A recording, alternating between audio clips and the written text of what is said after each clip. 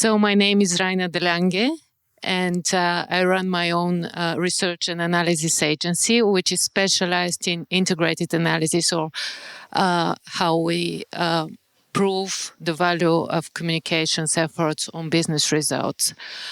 So we love to say that we help people see ROE from communications. Considering that ROE is, of course, a financial term, but still we try to go into this direction. So connecting the dots, connecting the organizational objectives to the communication objectives and the business outcomes. So today, my intention is to talk about integrated data, integrated analysis. Why is it so important in our times, and to show you a practical way how to structure your measurement and evaluation journey. I think all presentations today were fantastic, but I'd like to thank you to Svetlana, who emphasized so much that we have to be obsessed with measurement and evaluation. And I truly believe that. I'm obsessed with measurement and evaluation, along as I'm obsessed with trail running. So, but let's focus on the measurement part. Today, exponential age. We all know that we live in drastically changing times. I'm not talking only about the digital transformation, the geopolitical situation. I'm talking about COVID-19, which really changed our lives. They turned our lives and work and context we work in upside down. So that made communications and data and analysis even more important than ever. So now we know that we all communicate via so many channels. We are everywhere, physically and digitally. So this is why I think that we have enormous amounts of data. We have enormous amounts of tools, technologies. We're equipped better than ever. So we can basically predict the consumer journey from intention to purchase. So this is why I think that omnichannel is the game changer. And this is why also integrated analysis, integrated data make the difference. And what I mean by integrated data, so perhaps you've all faced that now clients ask us to be more data-driven, to base the communications work, no matter campaigns, ongoing work, whatever, on data and insights. And this is because, they see that on a global scale, just life turned digital on the one hand. On the other hand, we need the human part. We need to keep the human part in it. And they have all these reports, all these data. They have reports from the digital agencies. They have advertising reports. They have social media listening reports. They have survey data. And they still don't have the visibility over the whole picture. So this is where we come in and try to make sense of all these data, try to let the data talk to each other and connect them and really give them via data and analysis the solutions to the problems, to their problems. And don't get me wrong, I'm aware that clients don't buy measurement, but they do buy solutions to problems. And this is what we give them via analysis and insights. So some of the challenges and opportunities that might sound quite familiar to you, I've listed here just some of them. I've taken them from papers and research done recently. So, for example, the North American Communications Monitor from last year says that 40% of the North American PR practitioners are underskilled in data competency. So you can imagine that's about North America. You can imagine what's the number in the rest of the world. And that's for various reasons. I'm sure you recognize some of those from your daily work, like people don't understand how to apply the data and the insights into their actions, into further steps, how to translate them into meaningful further steps. They don't feel comfortable with data. We've all heard that, oh yeah, I went to a PR because I hate math. That doesn't work anymore. It just, the concerns and the fears that new technologies are rising, old are dying. What shall we do now with Google Analytics 4 because it's so much different than its predecessors? What shall we do after the death of cookies? How would we measure and gather customer data after the death of cookies? So these are concerns, real concerns among practitioners, among communicators everywhere in the world. So at the same time, we all see and communicators see the opportunities around integrated data and integrated analysis. They realize that to work smarter, to work more efficient, you need data and analysis, because only this way you can be more predictive, you can show the real value, you can learn. Of course, they also see the opportunities about growing their career, getting the place at the table of the C-suite.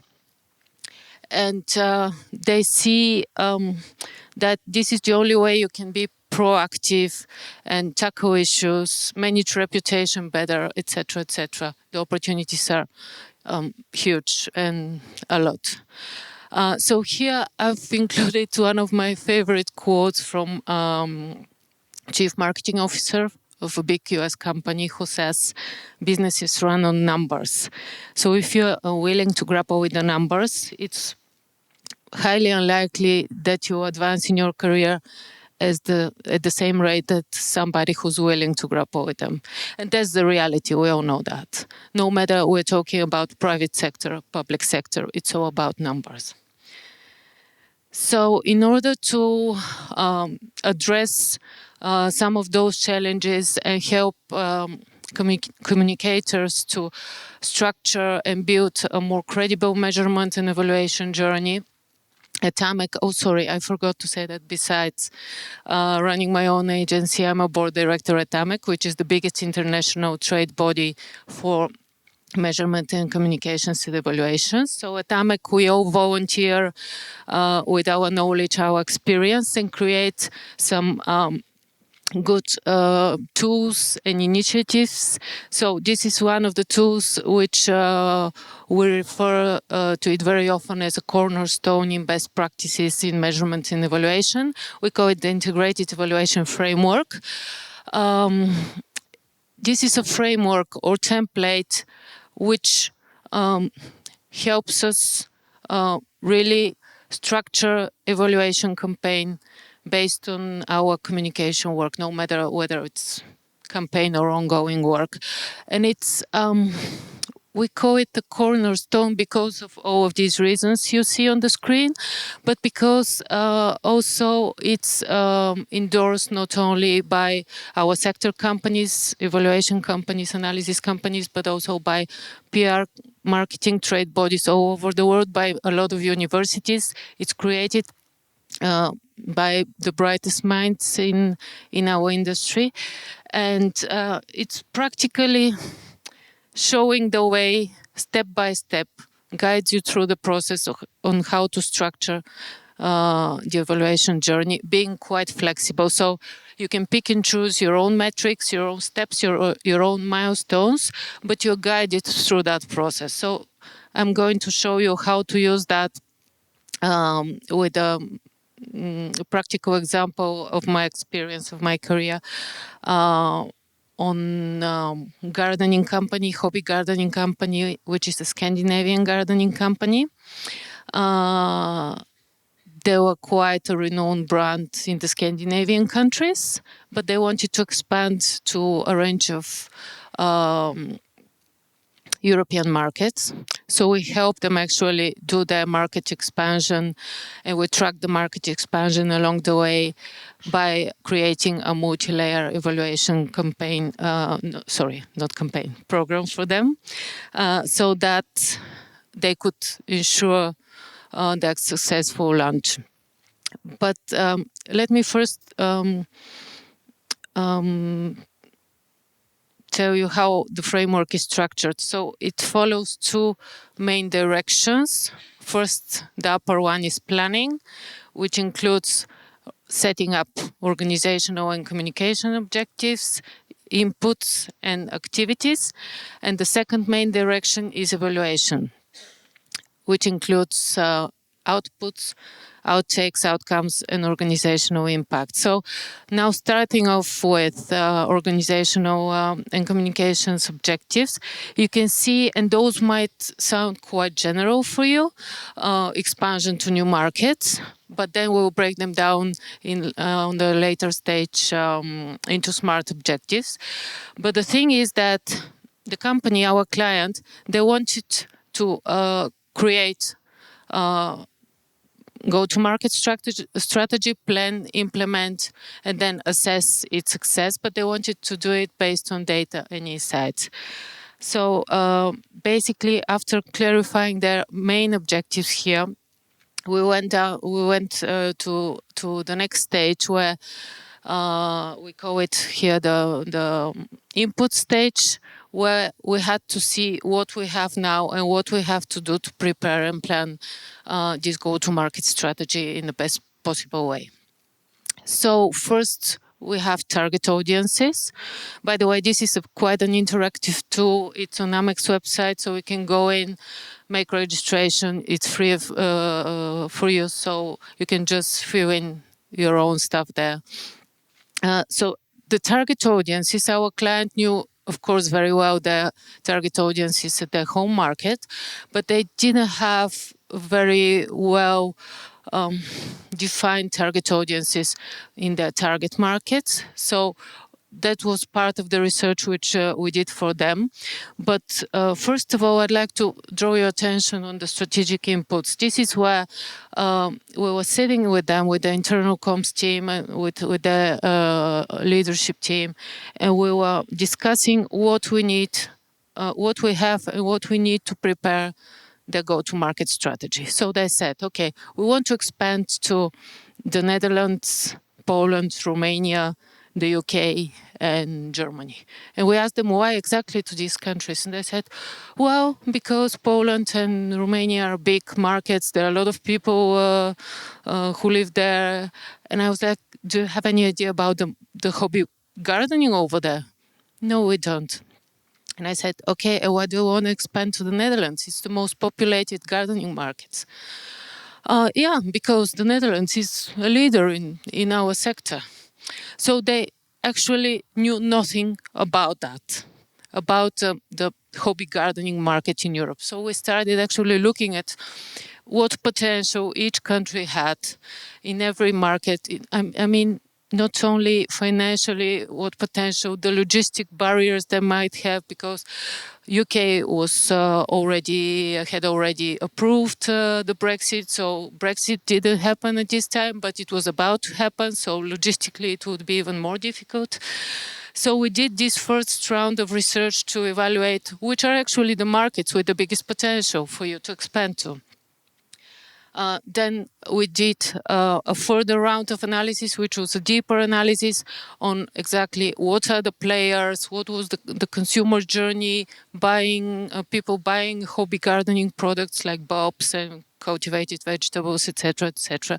So they had already a pretty good idea what resources they needed, which priority markets they wanted to pick based on this analysis. So then they knew more about the investments they needed, about the budgets they had to allocate, and about what external partners they needed. So by that time, we had pretty much information about the business strategy, but not about their communication strategy. So these are the SMART objectives we had at this point, but then we added to them after another round of analysis which we did into the communication space in these two priority markets they actually chose to enter first. So we did in the next phase, which is activities. This is actually what we need to prepare for our communication. So activities could be part of the planning or of the evaluation stage of the framework. In our case, it's part of the planning because here we did formative research, deep dive research in order to investigate target audiences, to describe target audiences, the media landscape, the digital landscape, players, competitors, how populated were these two markets exactly. And we went to such details, like we gave them lists with e-tailers who would help them sell their products. We gave them lists with competitors, with how populated was the digital ad space on Google, for example, how much was a digital ad on Google, how much was an ad on Facebook, to these details, because they needed not only the strategy, but also the tactics at this stage. So that helped them do their planning, and that helped them also start the production. So to produce the media content, videos, images, etc., internally, but also with external partners, because for them it was very, very important to work in the local language. So they were developing at this stage already their own local e-shops. So now we are heading to the evaluation phase, which starts with outputs. So outputs is actually what we put out that is received by our target audiences. So it's the exposure. And I must say that many people stop here. It used to be the case. We have share of voice, that's enough, we ticked off this box. Now we think it's not enough anymore. So outputs is, in their case, media content plays, digital ads plays, build relationships with external e-tailers who would sell their products, but also build their own social media channels. We evaluated them through content analysis, through website statistics, SEM analysis, etc. But then at this stage, we don't know yet what's the response of the audiences. And that comes here. Outtakes and outcomes, my favorite part, because many people find it very confusing, actually. And this is because the definitions overlap a little bit, dependable on the communications objective. So, for example, outtakes is what target audiences would take out of your communication. So that's the engagement, the response, etc. Outcomes is actually the effect of your communications on the target audiences. So under outtakes, we had engagement on their own social media channels because they were very active with them. We measured positive attitudes. We had evidence by CRM systems of their partner e-tailer website. To show actually that there was response, but by outcomes, under outcomes, we had consumer attitudes. So did their own communication efforts actually trigger any response? We saw that, we saw there was engagement, but we didn't detect any inquiries about products, which was actually their goal, to sell their products and to promote their products. But we did detect intention to purchase because we could measure subscriptions in partner websites which were selling their products, which is also a very good outcome. And now the most difficult part, impact. So I must say that this part proved to be quite challenging because often you can't measure and evaluate impact because of time reasons, because communications take much longer time to provide the result. Actually, if we're talking about trust, changing attitudes, changing consumer behaviors, you can't measure impact at this stage. Yet, I think it's important to consider that stage because it really shows the result of your communication. And after all, this is what we want to prove, the value of this communication. So it's important to consider it, no matter there might be challenges to measure it in an effective way. Here we could measure it because the organizational goal was really well defined. Like, to us, success means revenue of 2 million euro by the second year after launch. So we could measure that. We were provided the data.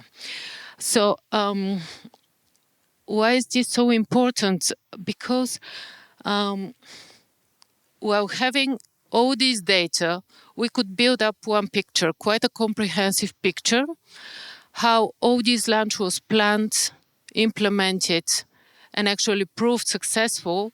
And of course, we could learn, and they could learn from these two first priority countries that they launched their products, and apply the learnings on the next target markets they wanted to expand upon.